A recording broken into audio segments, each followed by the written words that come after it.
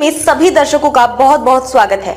मैं हूं खुशी। आइए शुरुआत करते हैं आज की कुछ खास खबरों से। करौली जिले से एक दिल दहला देने वाली घटना सामने आई है, जिसने पूरे प्रदेश को एक बार फिर शर्मसार कर दिया है।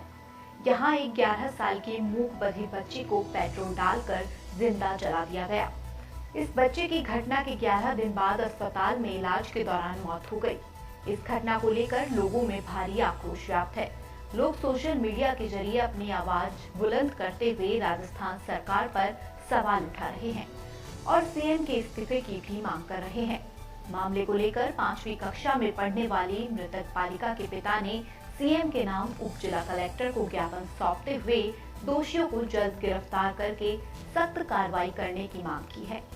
पीड़ित पिता ने ज्ञापन में लिखा है कि मैंने हिंडौन सिटी के नई मंडी पुलिस थाने में 11 मई को शिकायत दर्ज करवाई थी और पुलिस को बताया था कि कुछ अज्ञात बदमाशों ने मेरी बेटी को जिंदा जला दिया और उसे घर से कुछ दूरी पर जली हुई अवस्था में छोड़कर फरार हो गए।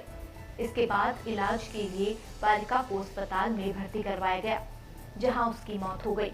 बदमाशों ने मृतका के प्राइवेट पार्ट्स को भी बुरी तरह से जला दिया था, लेकिन पुलिस ने मृतका के पिता की रिपोर्ट दर्ज नहीं की, जिसके बाद मृतका के पिता ने सीएम के नाम लिखे ज्ञापन में बेटी के साथ रेप होने की आशंका जताते हुए लिखा कि उक्त प्रकरण की गहनता से जांच होनी चाहिए और दोषियों की शीघ्र गिरफ्तारी करके उन्हें कड़ी सजा दी जाए।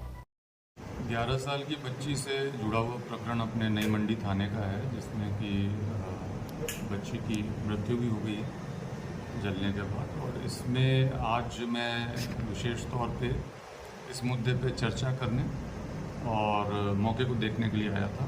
तो सारे अधिकारियों से बैठ करके इसके अभी तक जो अनुसंधान हुआ है उसके सारे पहलुओं पर बहुत विस्तार से चर्चा की गई है। आगे के अनुसंधान की क्या कार्य योजना होनी चाहिए, कौन से बिंदु होने चाहिए, उसके ऊपर बात की गई है और मौके को भी देख करके समझने की कोशिश की गई। जो बच्ची थी उसके परिजनों से भी बातचीत की गई है। उनके भी जो दुश्चिंताएँ थी या जो उनकी बातें थी उनको सुना गया। इन सारी बातों को देख करके इसके अनुसंधान को मैं मानता हूं कि इसके लिए एक विशेष जांच दल बनाए जाने की आवश्यकता है और उस विषय